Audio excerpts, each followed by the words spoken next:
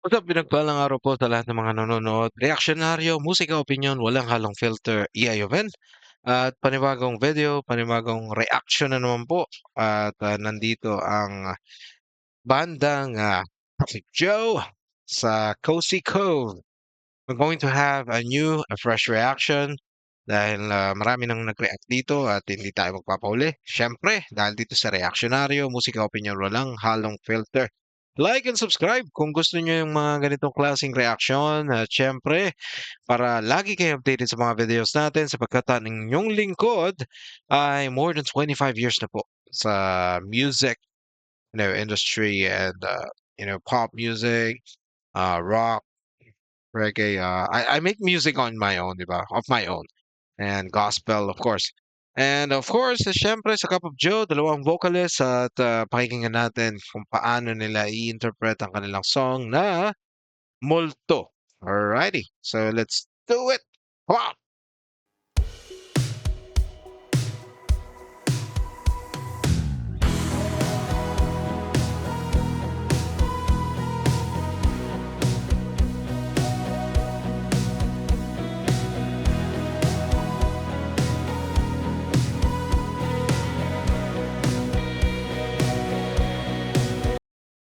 Sorry.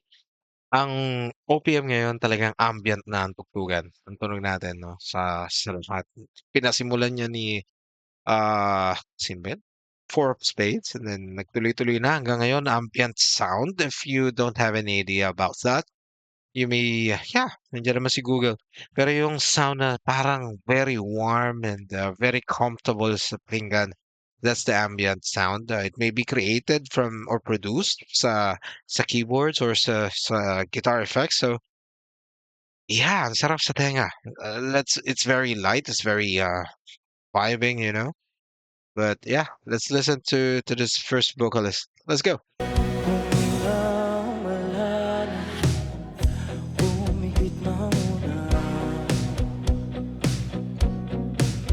At baka sakali namamaligmag ka lang. Lakas ng hat nito sa mga kababaihan. Ba't nababahala? Di ba't ako'y mag-isa?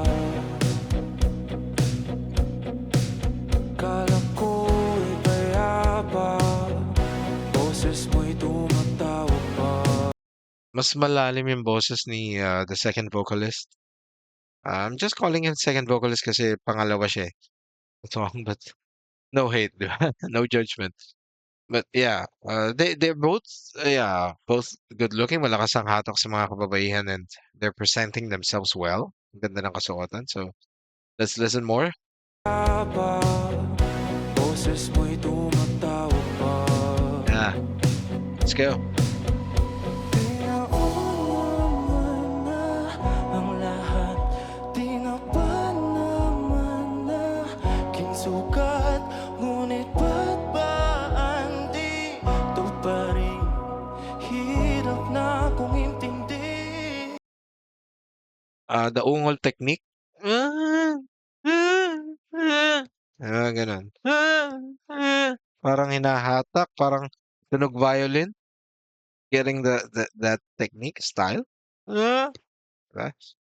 Parang yawning or ano ba yung yawning sa Tagalog? Mihikab. Pagka ganun. Yeah.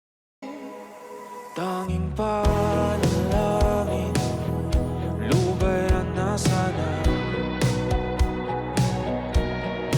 Dahil sa bawat tingin, mukha mo'y nakikita. 80s na 80s ang vibes. Parang itong gitaristang to, parang sa wrestling ko yata napapanood to eh. Kahit saan man mapunta ay anino mo'y kumakapit sa'king kamay. Ako ay dahan-dahang nililibing ang buhay pa. Yeah. Let's go. Hindi na makalaya, tinatalaw mo kung bawat gabi. Wala mang nakikita, hapos mo'y ramdam Yan, medyo may pagka-growling yung technique nito. Yes, of course, they're showing two different ways how to express the song or how to interpret the song. So, yeah, very distinct yung pagkakaiba nila.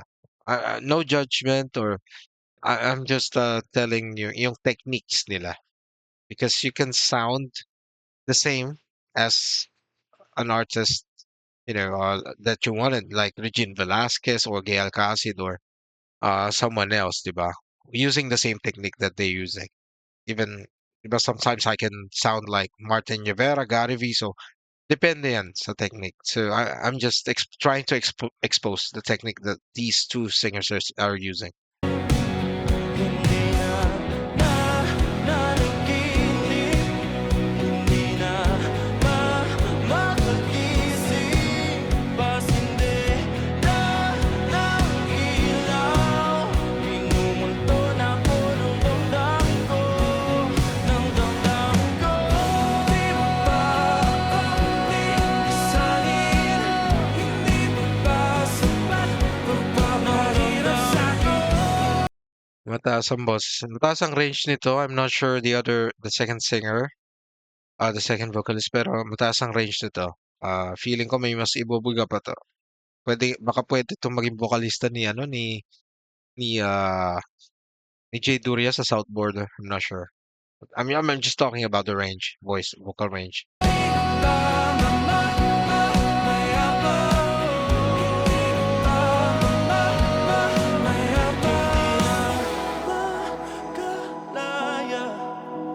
Dinadalaw mo ko bawat gabi, wala mang nakikita, haplos mo'y ramdam pa rin sa dilim.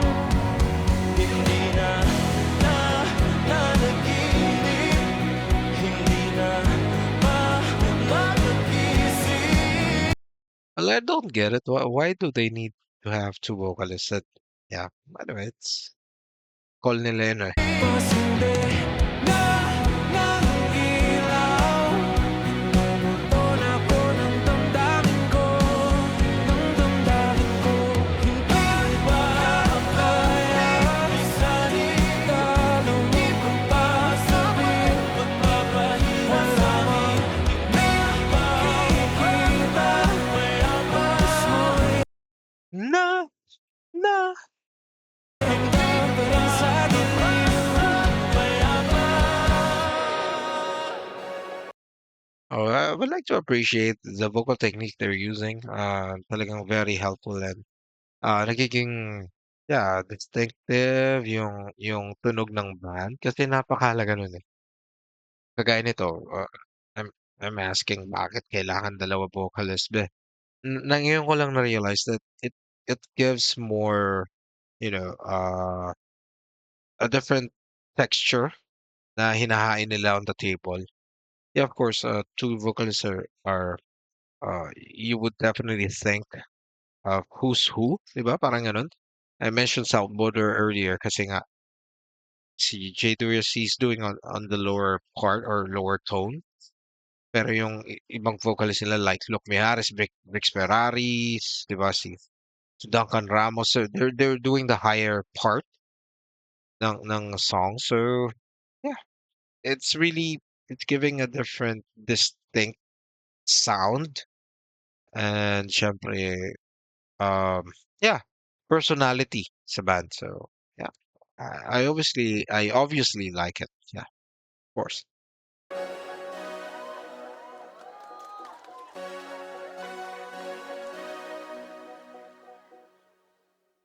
All right. Thank you so much, Cozy Coves.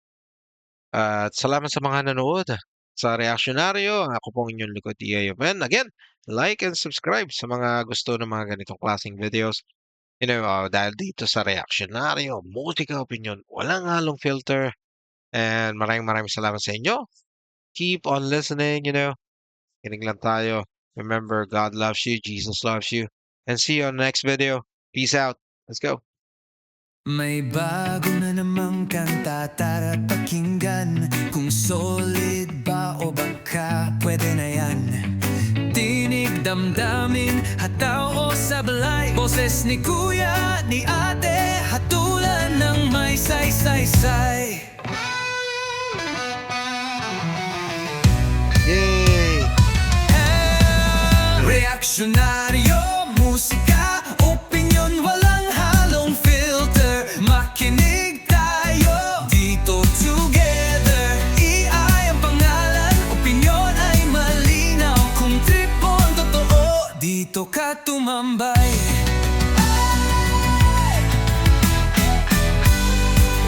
Whoa! Reaction.